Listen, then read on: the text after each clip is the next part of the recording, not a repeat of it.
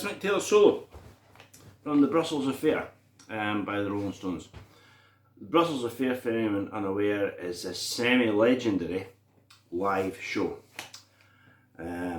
which has only recently been available legitimately, I think in the 70s it was available on a vinyl bootleg called Bed Spring Symphony, but I'm not sure about that. Stones superfans could correct me on that one.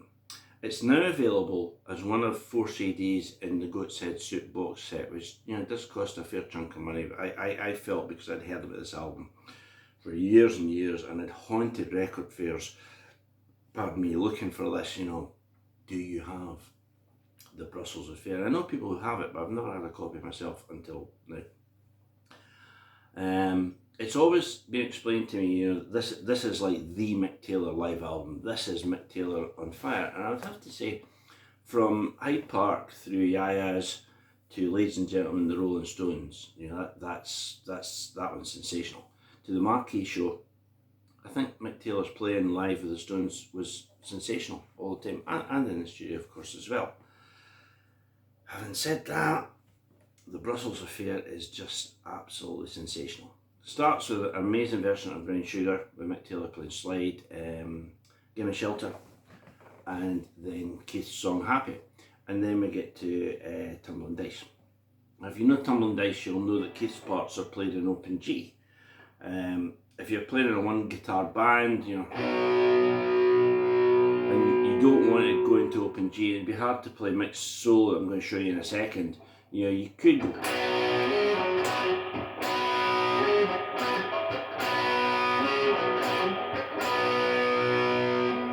F sharp to B, F sharp to B,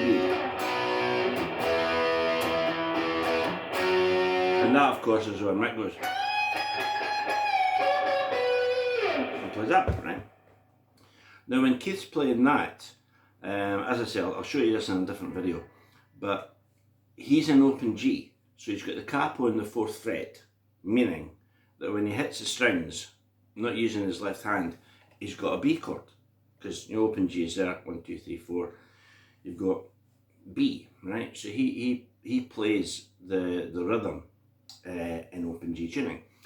What Mick Taylor plays, now this is really interesting to me anyway, if you watch the films, it sounds like a 6-string, like a bar chord. Now, I don't know about you, I've never been comfortable or confident playing that 6-string chord. I've always felt that I make it sound quite flabby. So I would tend to play just the 4 strings, you know. Just that, you know, so it's still a B chord,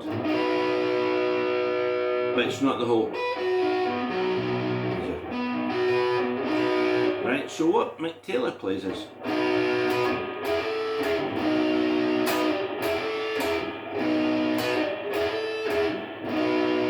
and then, you know,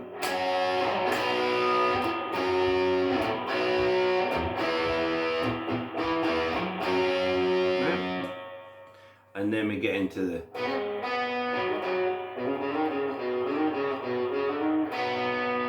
which again is played in an open G, tuning by Keith. Now at this point, you hear Mick Taylor play one line,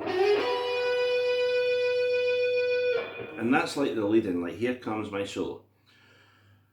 Now, a word on the sound, pardon me, I'm not using any delay or anything. I have got a bit of reverb because I thought I'd try and duplicate, if you like, the sound of, you know, a big concert hall in the 70s as much as I could sitting in my front room. If you put this in SG standard, you know, if you this is my Mick Taylor guitar. This is a guitar I use to do Mick Taylor stuff. If you put it on the bridge pickup, you'd get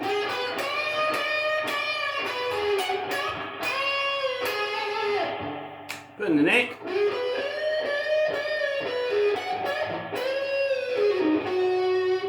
Put it in the middle.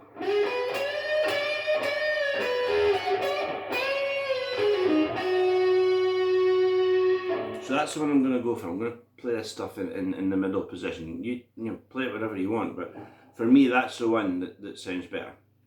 So as I say, I'm calling, you know, Mick singing, you're rolling and calling it the Tumbling Dice, and you hear Mick Taylor just play.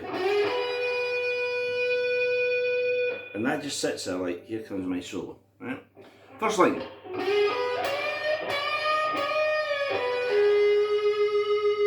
Sounds like it's off a 5-note B major scale.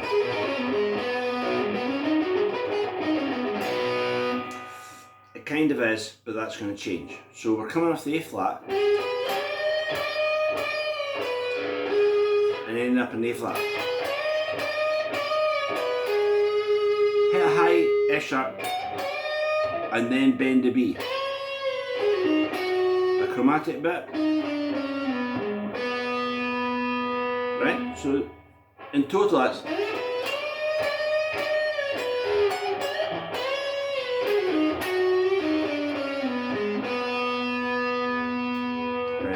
that's the start of Mick's solo. The two things that jump out at you. First of all, it's not a 5-note. It's not that scale because we've got the other bend, which is the B. And if you put them against each other,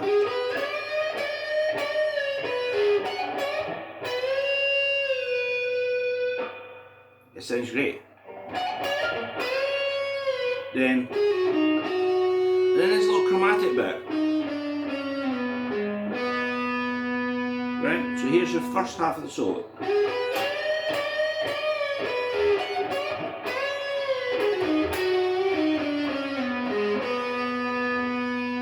So two things we've noticed that we take it outside the 5-note B major scale as we're bending the tonic. And we've got this little chromatic bit's coming off E flat, D, C sharp. Right? There's now this little leading line that goes. So that's coming off an E flat. Like that, right? And instead of going, we go.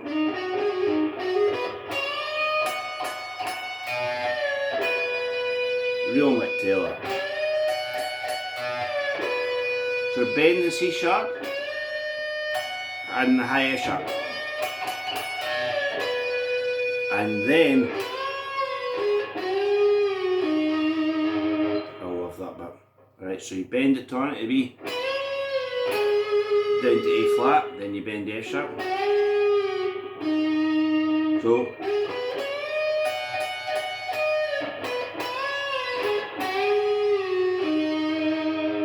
we've got these two bends, as I said, out with the 5-note scale.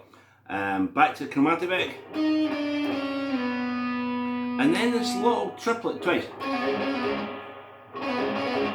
Alright? And then a line that's like the first part. So go out.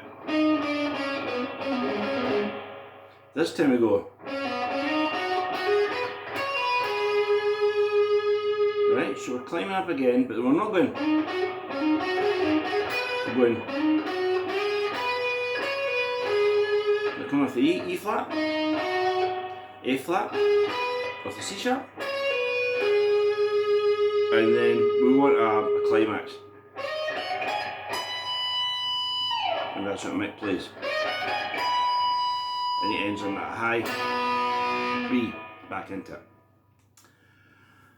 If someone ever asked me to compile a CD of, like, you know, the essential Mick Taylor lead performances, this for me would be in it, you know, Winter.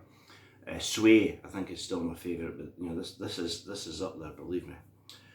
So that's it. Two things worth noting are to take it away from the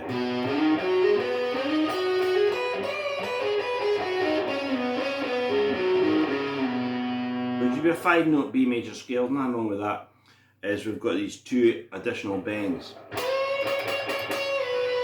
There's a tonic and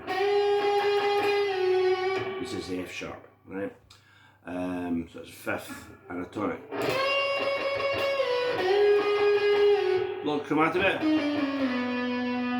But that's it. That is Mick Taylor's solo on the Brussels Affair.